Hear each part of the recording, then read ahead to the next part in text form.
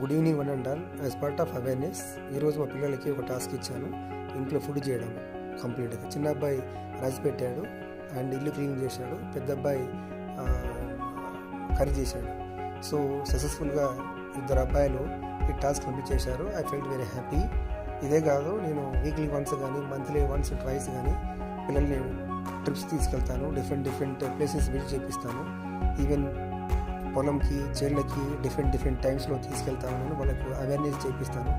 Even shopping వెళ్ళినప్పుడు కూడా వాళ్ళ యొక్క డ్రెస్సెస్ సెలెక్షన్ కానీ ప్రైస్ బార్గెనింగ్ కానీ చేపిస్తుంటాను.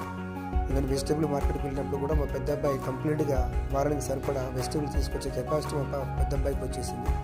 డీమార్ట్కి వెళ్ళినప్పుడు కానీ మెట్రోకి వెళ్ళినప్పుడు కానీ వాళ్ళ మమ్మీకి వాళ్ళు హెల్ప్ చేస్తూ ఉంటారు, ప్రైస్ తెలుస్తూ ఉంటారు వాళ్ళకి.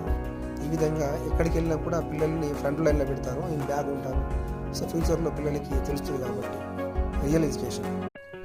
Good evening one and all. As part of awareness ఈరోజు మా పిల్లలకి ఒక టాస్క్ ఇచ్చాను, ఇంట్లో ఫుడ్ చేయడం కంప్లీట్గా. చిన్న అబ్బాయి రైస్ పెట్టాడు అండ్ ఇల్లు క్లీన్ చేశాడు, పెద్ద అబ్బాయి కర్రీ చేశాడు. సో సక్సెస్ఫుల్గా ఇద్దరు అబ్బాయిలు ఈ టాస్క్ కంప్లీట్ చేశారు. I felt very happy.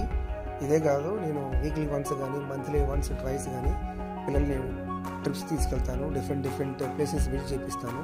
Even పొలంకి, చేళ్ళకి డిఫరెంట్ టైమ్స్లో తీసుకెళ్తాను, వాళ్ళకు అవేర్నెస్ చేపిస్తాను.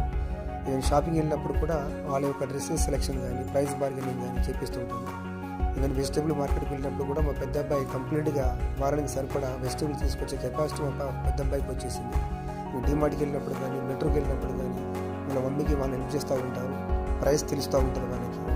ఈ విధంగా ఎక్కడికి వెళ్ళినా కూడా పిల్లల్ని ఫ్రంట్ లైన్లో పెడతారు, నేను బ్యాగ్ ఉంటాను. సో ఫ్యూచర్లో పిల్లలకి తెలుస్తుంది కాబట్టి రియల్ ఎడ్యుకేషన్.